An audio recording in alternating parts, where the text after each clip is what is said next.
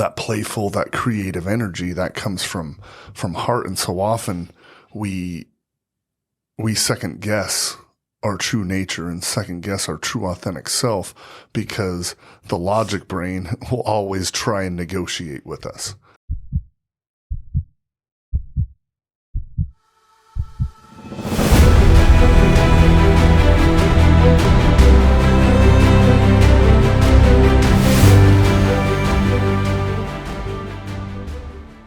On today's episode, Altee and I talk about results from Raise Your Vibration, how the calls go, the benefits of the call, and then we talk a little bit also about goal setting and the power of intention and making 2023 by implementing some simple habits the best year of your life. I hope this resonates with you, and I hope you enjoy. Welcome back to the Healing Works podcast. It's just us today. Just us. Again. Yep. But wanted to recap how things have been going on our Raise Your Vibration call, a couple of the topics that we've covered, a couple of the experiences. So let's dive into that. So weekly call, we've said it several times on here, weekly call, 6 p.m. on Wednesdays, but the emphasis of the call is to really clear out the emotions that we've talked about so often that hold us all back, that prevent us from, feeling better, feeling at peace, being able to be in the present moment, feel the joy, and that happiness that I think we all strive for, and being able to be grateful and appreciate the present moment and everything that life has to offer. And so we identify emotions, clear them from the nervous system, from the heart, from the mind, so we can create new neural networks, new habits, new state of being, and then we implement tactics and exercises every week, and they alter, so it's always a fresh way of looking at things, and really so the people can implement these practices and keep moving forward. Yeah, and when we do it in a group, the effect is magnified. So we all carry the same emotions and energies. They, different stories attached to them. But one thing that why this is fresh on our minds was because our call that we did Wednesday before the new year, it was really cool what we were able to address, and I think it was beneficial for everybody that was on the call, and really probably everybody in life. But one thing that came to us strong was to cut energetic cords to 2022. We talked on the previous podcast a couple podcasts ago about living from memories of the past. And a lot of times, people in theory think, I want to leave the crap in the past, but really, energetically, we're very tied to those memories and those experiences. And so one thing that we were able to do on the call was to cut some of those attachments and cords to 2022 to leave a fresh slate for creating from intention and inspiration for 2023. So we are ready.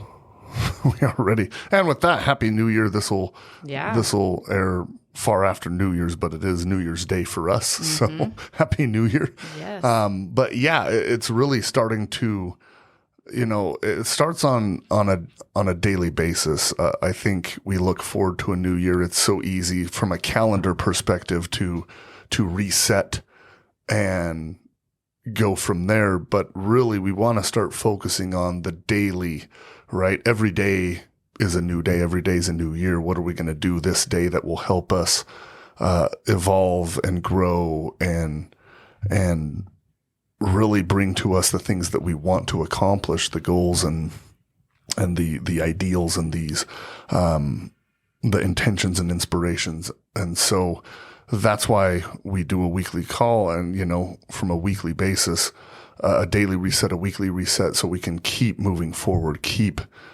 on keeping on. Like what's that from?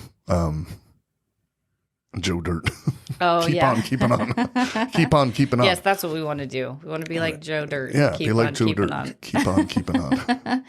No, but some of the things that came up strong with some of those energetic attachments were, a lot of regret and remorse and loss, fear. I just have some of my notes here from the work that we did, but I think most of us can identify with that.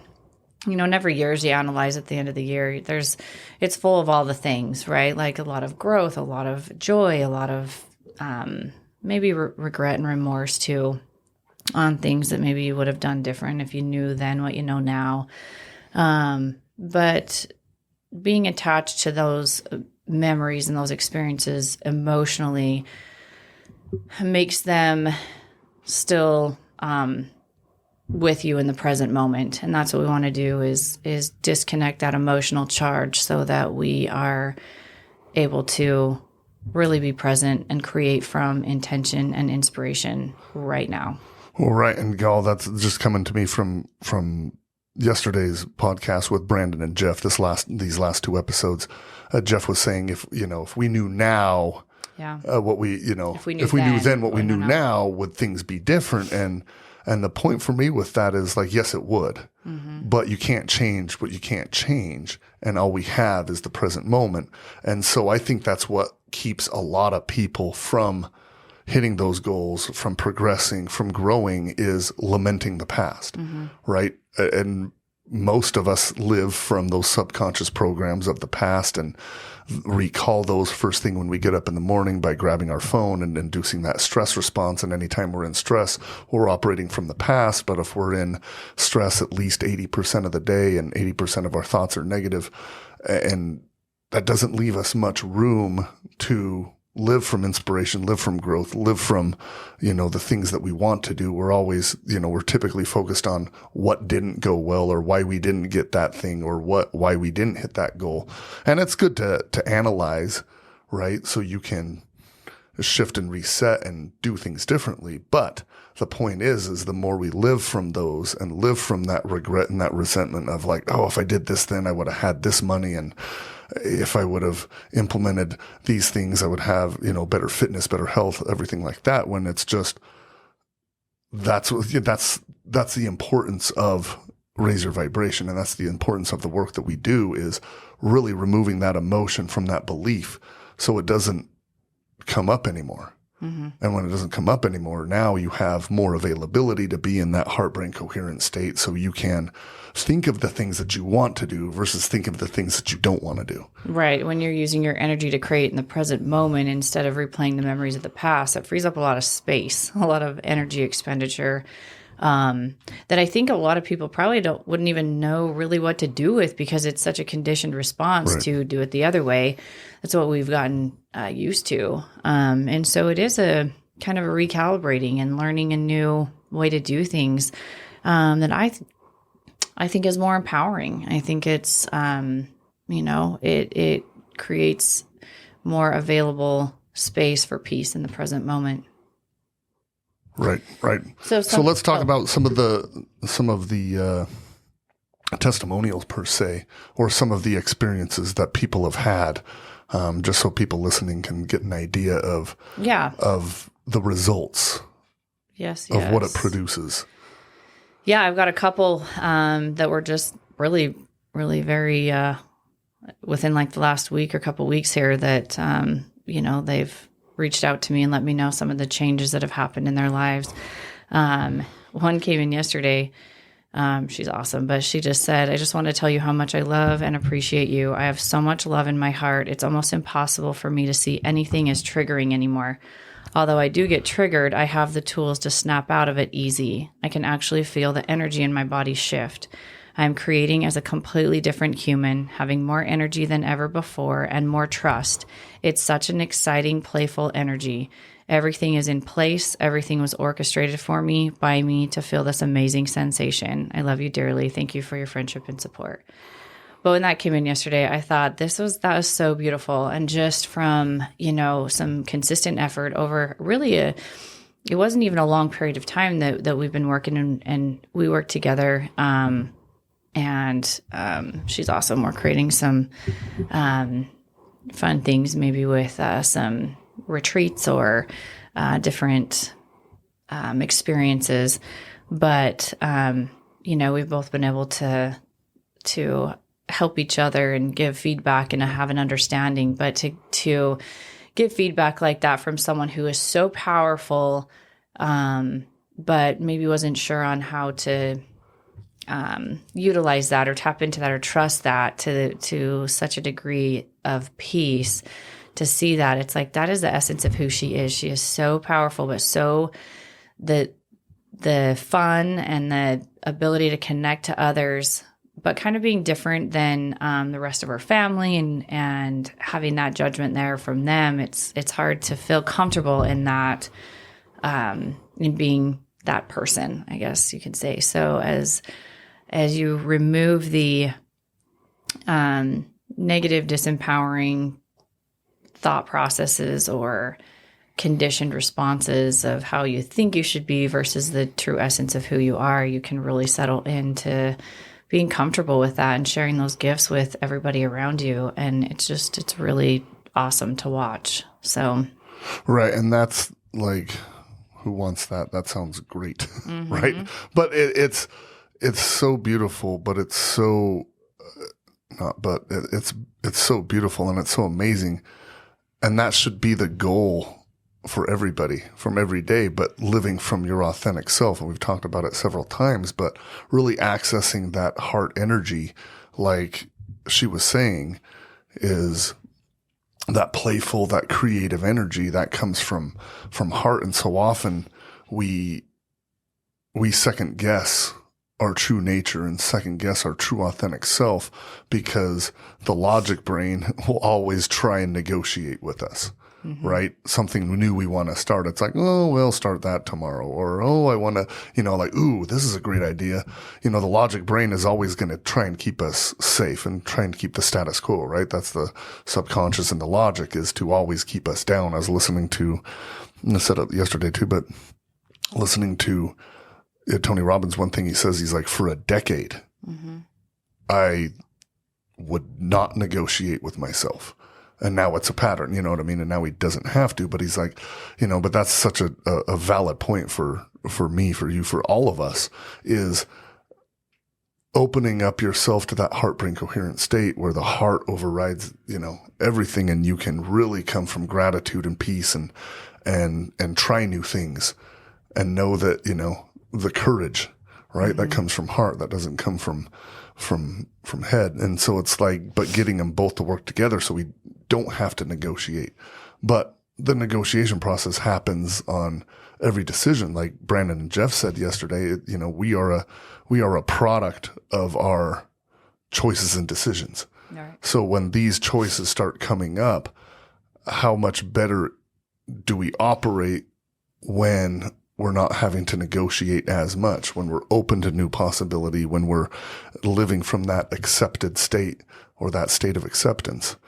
Well, and I love that you said that too, because there's such a difference between people coming from the place of like, this is who I am, accept me for who I am. And it's coming with it's packed with maybe resentment or fear, really, or maybe even like some low self-esteem, like this is who I am. I'm not really comfortable with it, but this is who I am, take it or leave it. That is such a different vibe that they give off than coming from, this is who I was created to be. I am living from acceptance. I am living from my heart space.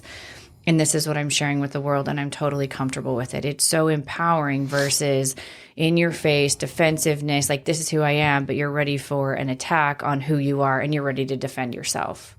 Or you're looking for other people to accept you because you don't accept you. Exactly. Right? Exactly. Like, accept me for what I am because I'm not willing to improve or do the work. Or I don't accept me for who I am, so will you please, so that, and, right, and like people, make me feel better. Yeah. Well, and we all search for that, but. Yeah, and it's not a conscious process, like this is what I'm going to do and I'm going to put it out there, but it's so subconscious, and it's a mechanism of survival, really, right. and we seek that external validation because we don't know how to find that internally to change our state of being. And so, well, that's such a conditioned negative response too, mm-hmm. right? Is, well, take this as it is instead of using that energy to be better. Yep. Right? Like we say in heart math, like, what are you feeding the field? Exactly. Every moment of every day, like, look, are people going to get frustrated and upset and angry and resentful and depressed?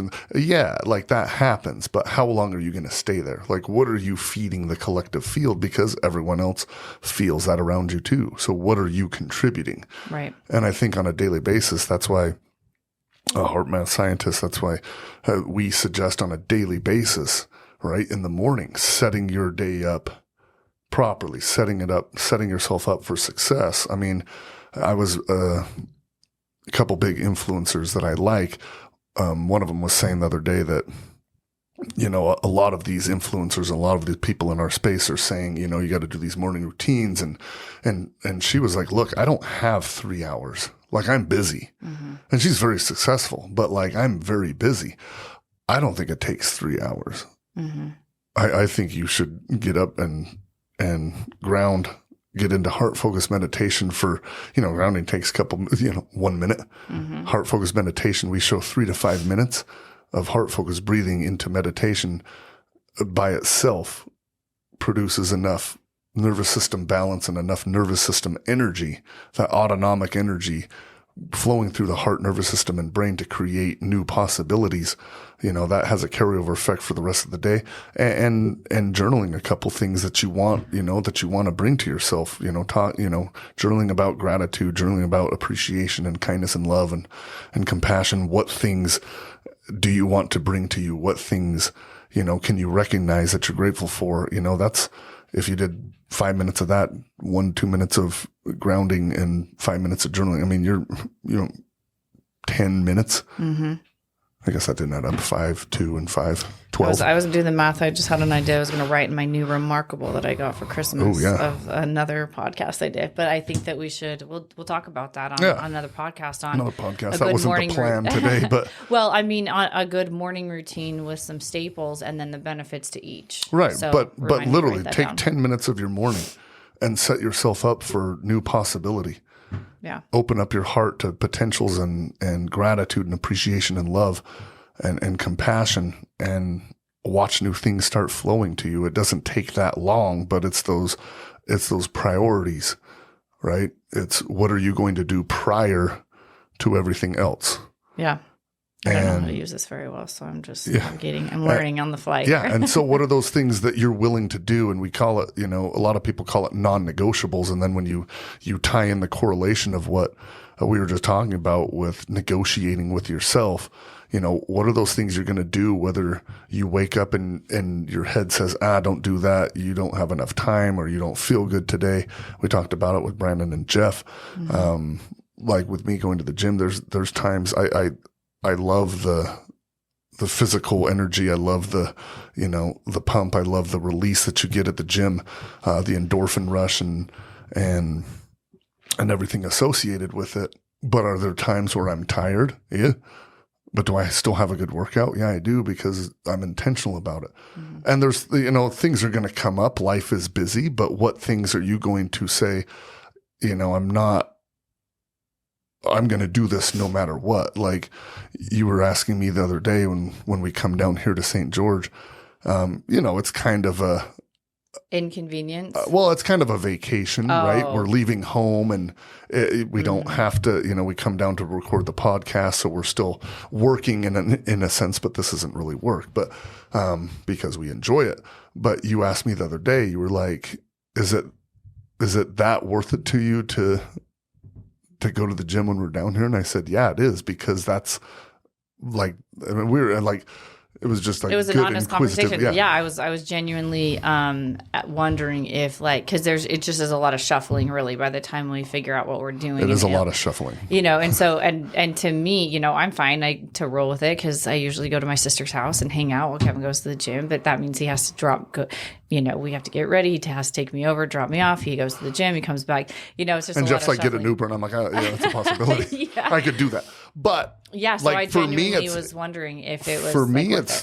It's worth it because one, I enjoy it, but even if it's a rigmarole to get there, like I know I get benefits when I'm there. I get not only the physical benefits, but a mental benefit, an emotional benefit.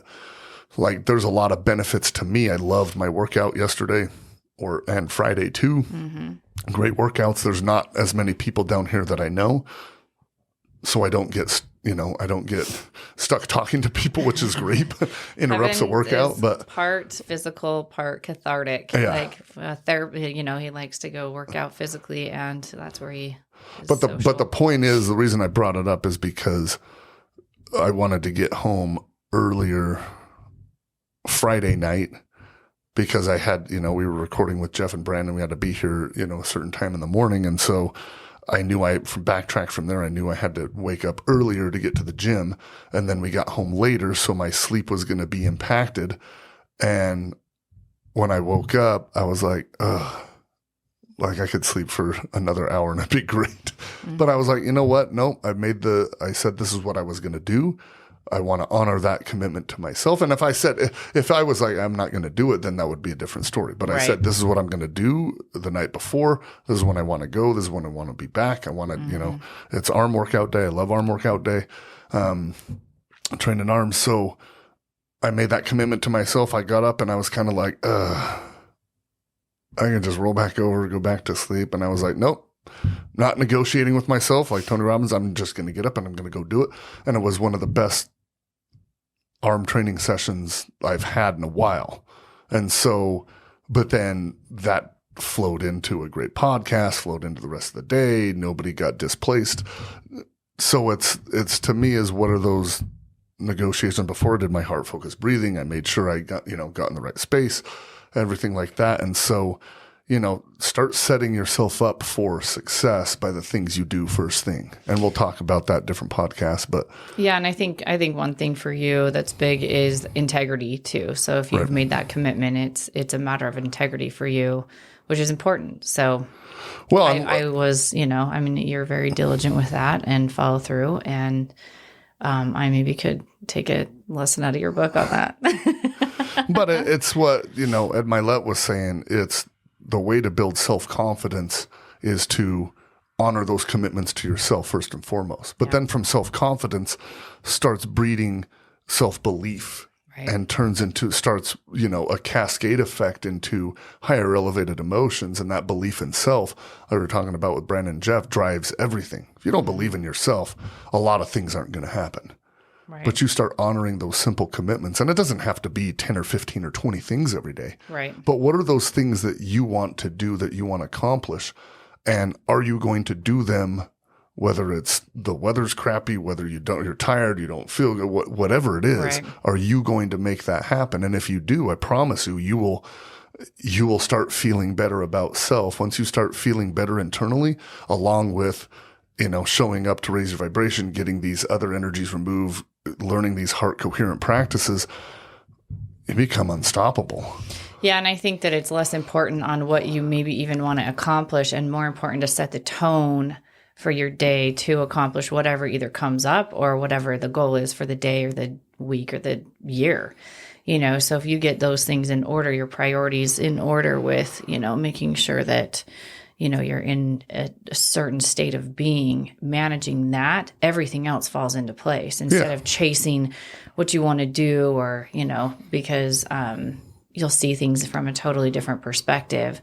So when you get those 3 or 5 things in order first, then you're open to whatever, because, we have ideas of what we want to accomplish, but we can't see the full picture right now. And if something else comes to our awareness that might be more beneficial, we want to be open to that and be able to pivot and, adjust and adapt and really just live a life full of joy. Right. Well, are you open to new opportunities, or are you closed off? Because, we see it. It's like you start out the morning, you're rushed, then you're stressed and you're frustrated, and then you're like, and crap, then that didn't happen, and I didn't get to this, and I didn't get to that, and the end of the day comes, and it's like, oh, man, instead of, maybe waking up a little earlier, 10 or 20 minutes earlier, setting yourself up by doing these simple practices, setting the tone for the day, like you just said, and now you're open to new possibilities because you're coming from a open, balanced standpoint. You're coming from a grateful or appreciative or even just at peace. Or creative, Right. You're able to create. And that's the That's what we want to get to. That's what we're working on is helping people practice before you get in the game, right? So people who are showing up to the calls weekly, and implementing the daily things that we're, suggesting. And then when these situations come up, they're ready for them, and things are happening that,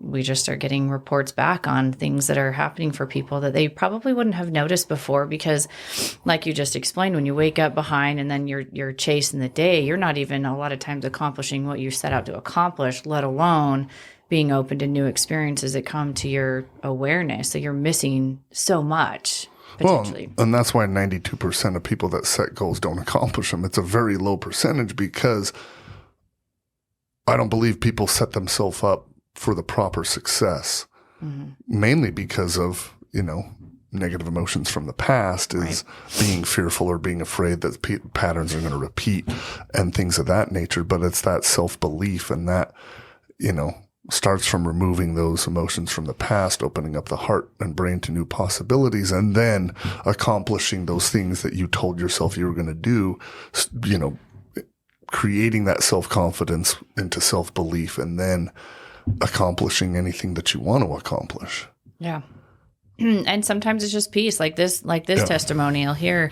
I had someone that has been joining our calls weekly, and she's been awesome at not just implementing the exercises that we're, talking about on the call.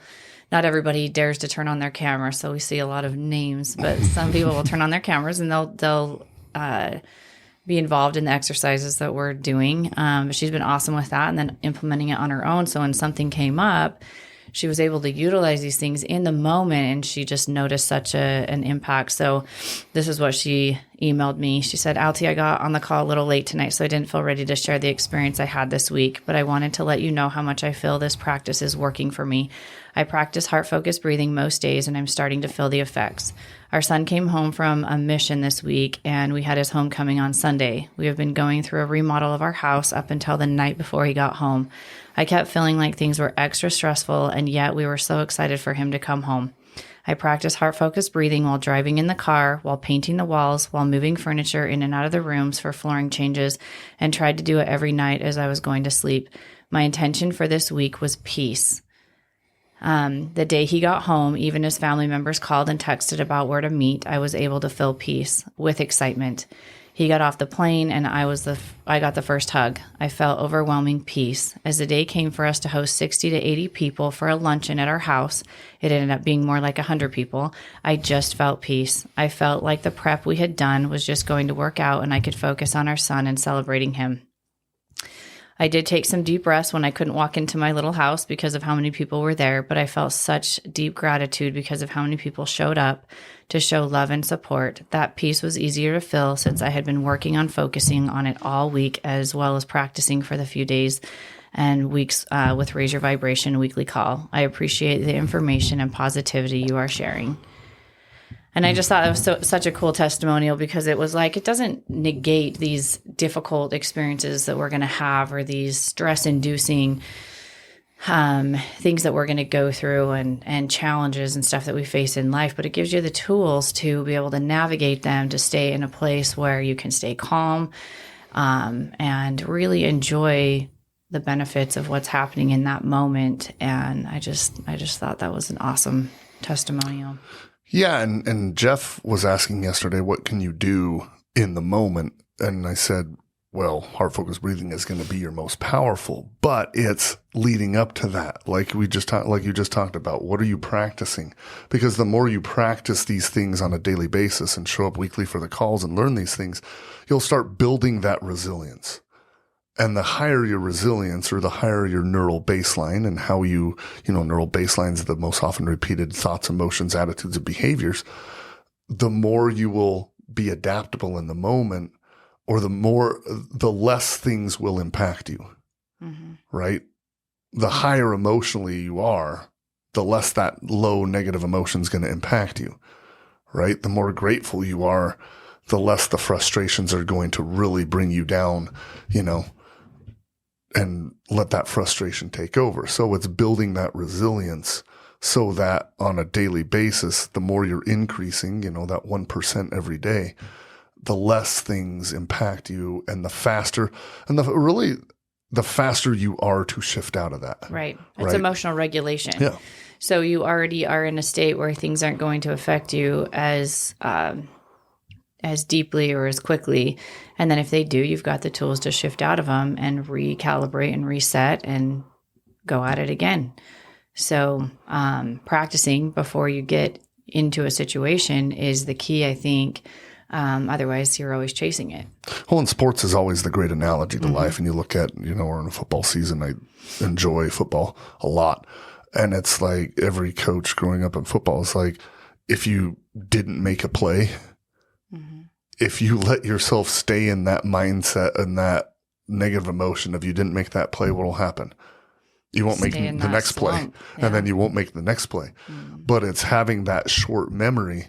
And, even, the great ones like Joe Dispenza, like when he's talking to people, it's like, do you get frustrated? Well, yeah, sure I do. Like, I'm human. But do I stay there? No, I don't. Because I know how powerful it could go both ways.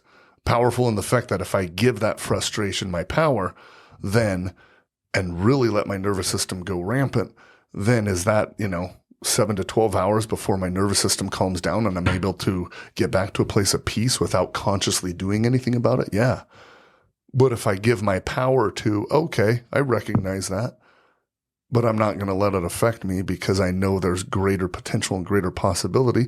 And in the moment, I'm going to pause, shift, and reset, do my heart focus breathing in the moment, and really focus on something that I can do, not something that I lost my control over or something in the external environment that impacted me. Am I going to allow that to take me out of the game, right? Take me out of the play so that I can't make the next play and win the game. Right. Yeah, it's just not worth it, especially when you know that there's another option. And I think most people can recognize that that's where they might be, but they don't want to be, but they don't know. And that was one thing that we worked on our last call with Cutting Cords to 2022 was also some self-doubt. And I want to be excited. I just don't know how. So it's like, I want to be excited for a new year. I want to be excited for a new possibility. I want to be excited that I can be in a state of emotional regulation and be able to shift and reset. I just don't know how. And there, for those that are working with us or learning, but I think that's a common thought or belief too.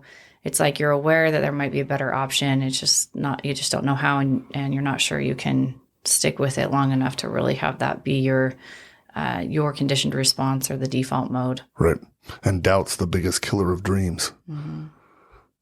It's what they say, but it's absolutely true when you analyze the emotion of it, because you're going to get what you focus on. Right. So if you're doubting that things are going to work out, what's the possibility that they work out? Right. Well, and doubt's rooted in fear, right. And fear takes you out of creation because fear is the opposite emotion of love, which, you're in one state or the other. We got to get rid of the doubt. If you doubt things, reach out to us. I'm pounding on the table. Reach out to us. Schedule an individual session. Jump on the call or register for the call. We'll remove that doubt. All it is based in something that's not true, right? It's memories of the past that are trapped in the nervous system or in the subconscious mind, and the like we've talked about so often with the statistics and the percentages of, how often the subconscious mind is running the show. The hard part is that's what's running 95 to 99% of the time. And so you are acting in that way. You're acting from those beliefs without even thinking about it. And so your behavior is matching the program. And that's what's running in the background. So that's what we want to identify, upgrade, and start living from more of that heart-centered place so that you can create the life that you desire. Right. Yep. And doubt doesn't exist when you're operating from heart, because when you're operating from heart, you're operating from faith and belief and possibility. And it's a buildable skill, but it's so much easier when you remove those negative energies that surround doubt. And, like we talked about yesterday, it could be a combination, it could be fear, it could be loss, could be resentment, could be, any one of those things, rejection. But does that mean that great things can't happen? No. Mm-hmm. Only if you stay there. Right. Exactly. And then one other one that I wanted to share that's really fun too. I reached out to her yesterday. I said, "Hey, do you mind if I share your experience on our podcast?" She's like, "No, please do. I've been sharing with anyone that will listen." She's so great. Her name's Jen, and she went through one of our programs, and then she joins our call every week. And she'd reached out to me and said, "Hey, I'm hosting a Christmas party at my house. I offered this year, and I have the worst hip pain. Can you help me?" So I'm like, "Okay, let me do a little bit of work on you really fast." And then she's like, should I set a session? I said, "Let me just do a little bit of work on you right now so you can get through your party. And then you can set a session and we can, talk about it."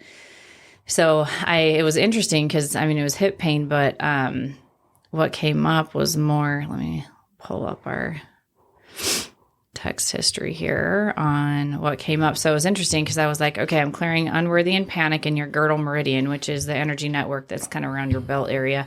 But that makes sense. Like her hip, it turns out it was like her hip, her low back, like sciatica stuff. And I didn't know that. She just said that she was just having really bad pain in her right hip, and it goes down her back. Something stuck.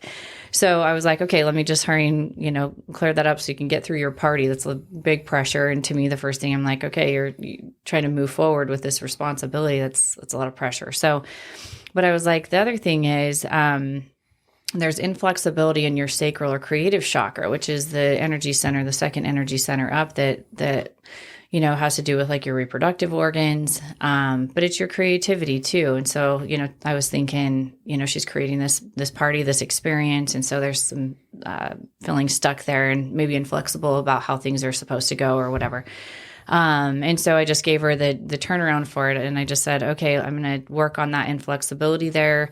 And here's some new beliefs to start cultivating, if you will, kind of pulling out. The way I see it is, it's like you're pulling weeds out of a garden, right? That old inflexibility doesn't need to be there anymore. We're going to plant a new seed and we're going to water that and cultivate that. We're going to look for the evidence of this in your life, the truthfulness of it. And so I gave her a couple new beliefs to start working from. And one is, I am open to change and new possibilities. And the other is, I flow through life with ease and grace. So I thought, I'm thinking she's just going to be able to go through this party and kind of go with the flow and be able to show up and do the things that she had planned and enjoy it. So she sets a session and we start talking and she's like, "You don't understand. Like when she was out to eat with her, I think her mom, and she's like, I could not get up from the table. Like I had to pull myself up, and she's like, "Oh my gosh, something is wrong." And her mom's like, "I think we need to take you to the doctor." And she goes, "No, I'm reaching out to Altee." and she texted me. And so we worked on that and the pain was gone and she was able to get through her party. But then when we were doing her session, just over the phone, we just did a remote session. We started working on things, but I was like, that was interesting that your sacral chakra came up. And she said, "I've been working on my hormones since June. I haven't had a cycle since June." And I started working on hormone stuff. And I think she made it worse. What the practitioner or whoever she was working with, I don't know what it even entailed. But I was like, let's work on that. Let's work on, and I don't have my session notes with me from that session, but we just ended up working on some of that, beliefs and emotions and memories of the past that were stuck in her reproductive system. And she ended up texting me. Let's see. So I think it was like a day or two later. She said, "Yay, I'm a woman again. I hope you get it. I hope you know what that means." But she said it hasn't happened since June. Never thought I'd be this happy.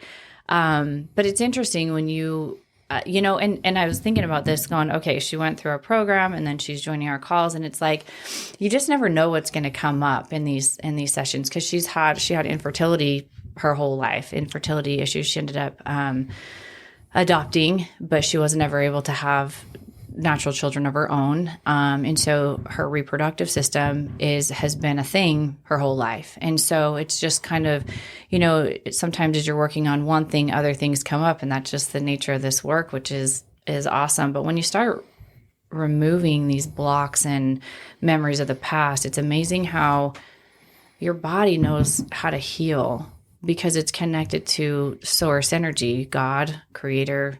And so when we remove those blocks and those low vibrational energies and memories, and we clear those out of the way, things can kind of right size and get back to a state of balance. And it works.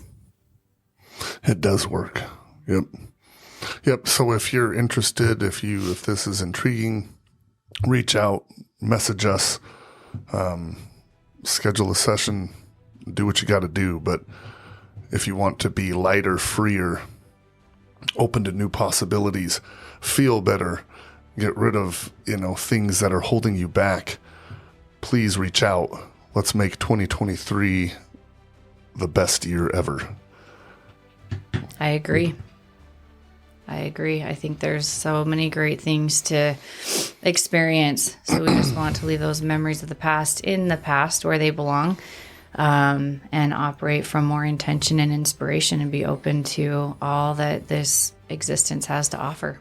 Yep. If you feel like there's more for you in life, if you feel like you're playing small, if you feel like you're being held back, it's simple imbalances from emotions in the subconscious, and let's remove those. Let's open up your heart to new possibility, and let's start using that extreme power and that extreme potential that you all have for your benefit.